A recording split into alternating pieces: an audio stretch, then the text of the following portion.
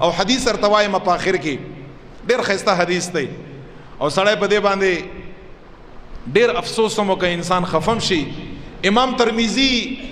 دا حدیث مبارک روایت کړی دی سیدنا ابو هریرہ رضی اللہ تعالی عنہ مبارکنا دا حدیث واوري. ابو هریرہ فرمائی چې پیغمبر علیہ الصلوۃ والسلام مبارک او فرمایل چې کله رب کائنات جنت پیدا کا او په جنت کې رب کائنات نعمتونه پیدا کړه خوندونه یې پیدا کړه لذتونه یې پیدا کړه چې رب کائنات جبریل علیہ الصلوۃ والسلام ته او فرمایل رسول الله مبارک صحابو ته فرمایي لګلاړ شاه زما جنت وګورا زما په جنت کې نعمتونه وګورا زما په جنت کې لذتونه خوندونه وګورا. پیغمبر علیہ الصلوۃ والسلام صحابو ته فرمایي جبریل علیہ الصلوۃ والسلام لاړ د رب کائنات جنت یې وکاته د رب کائنات په جنت کې نعمتونه یې وکاته پاغي کې خوندونه لذتونه وکاته. کله چې واپس راغی نبی علیہ الصلوۃ والسلام فرمائی جبریل علیہ الصلوۃ والسلام مبارک نا اللہ تپوسک یا جبریلو علیہ السلام زما جنتون څنګه دي زما په جنتونو کې نعمتونه څنګه دي په هغه کې خوندونه لذتونه څنګه دي. نبی علیہ السلام فرمائی جبریل علیہ الصلوۃ والسلام الہ العالمین ته فرمایلی یا الله ستا قسم دے په حدیث کې بعض وقت کې انسان یو مقرر اس قسم خوري په حدیث کې قسم نه وي دلته په حدیث کې قسم دی. رسول الله صحابه ته فرمایي جبریل علیہ السلام رب ته قسم خوړ زما ستا په جلال باندې ستا په عزت باندې قسمی چې ستا جنت دومره ښایسته دی ستا په جنت کې نعمتونه دومره ښایسته دي ستا په جنت کې لذتونه دومره ښایسته دي چې دغه لذتونه او خوندونه او دغه جنت د نبی علیہ السلام مسلمانان وګوري هر مسلمان به دا کوشش وکړي چې په دې کې داخل شي دومره ښایسته دی. کله چې دا خبر هر انسان به دا کوشش وکړي چې په دې کې خپل ځان داخل کا چې کله دا خبر وکړه رب کائنات فرشتو ته فرمایل لاړ شي او دا جنت په تکلیفونو مشکلاتو کې راته وکړي په تکلیفونو مشکلاتو کې یا مصیبتونو کې یا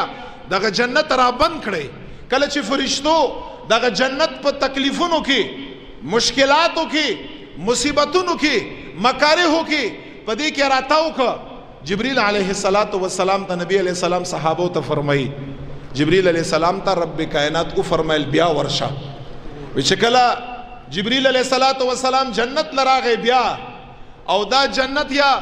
په تکلیفونو کې په مشکلاتو کې په مصیبتونو کې په آفاتو کې بلیاتو کې مکارهو کې په سختو عباداتو کې خدای پاک دا جنت بالکل راته وکړی دی را بند کړی دی. کله چې جبریل علیہ الصلوۃ والسلام راغی رب کائنات ورته فرمایي زما جنت څنګه دی رسول الله مبارک صحابو ته فرمایي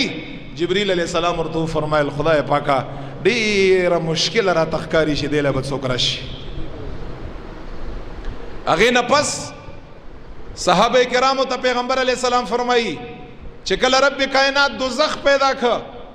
جبریل علیہ الصلوۃ والسلام ته فرمایي دوزخ لاړ شه دوزخ وګوره. جبریل علیہ الصلوۃ والسلام جهنم لاړ دوزخ لاړ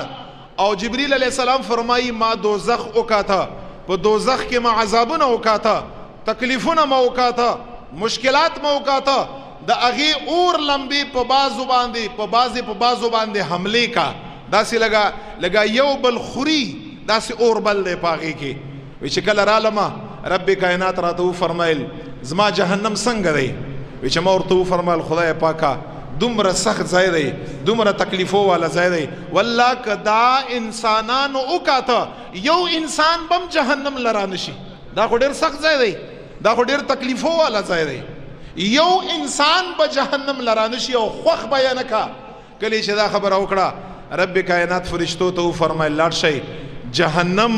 په خواهشاتو کې راته وکړئ په لذاتو کې راته وکړئ ګناهونو کې راته وکړئ په خواهشاتو کې ناجائز خواهشاتو کې لذتونو کې گناهونو کې رب کائنات دا جهنم راته وکړه. رسول الله صحابه ته فرمای جبريل عليه الصلاه والسلام مبارک بیا لاړ الله ورته فرمایل اوس لاړ شه جهنم وګوره جبريل عليه الصلاه والسلام فرمای کله زرالما ما جهنم وکاته جهنم په خواهشاتو کې په لذاتو کې په ګناهونو کې راتاوي چې کله ما وکاته رب کائنات لرالما چې ما ورته فرمایل الہ العالمین اکثر خلق بنعوذ بالله من ذلک جهنم له خواهشاتو په وجه باندې وسرازي نو نبی علیہ السلام صحابو ته څو فرمایل مهنت وکړئ خواري وکړئ عبادت باندې تکلیفونه تیر کړئ قیام وکړئ خیرات صدقات وکړئ ذکر او اذکار وکړئ صحابو ته فرمایي جنت په ډیرو مشکلاتو کې راګیر دی ډیرو مشکلاتو کې ډیر په مشکله باندې یو د خدای په فضل باندې انسان ته آسان ملاويږي که په عمل باندې شي والله موت نه پاتې ده او بیا صحابو ته فرمایي لذتونه او خوندونه او خواهشات پرې دی ډیر په اسانه باندې موت د نفس خواهش پوره کړو او په هغه نفس خواهش په وجه باندې انسان ته ډیر په اسانه باندې جهنم ملوشي والله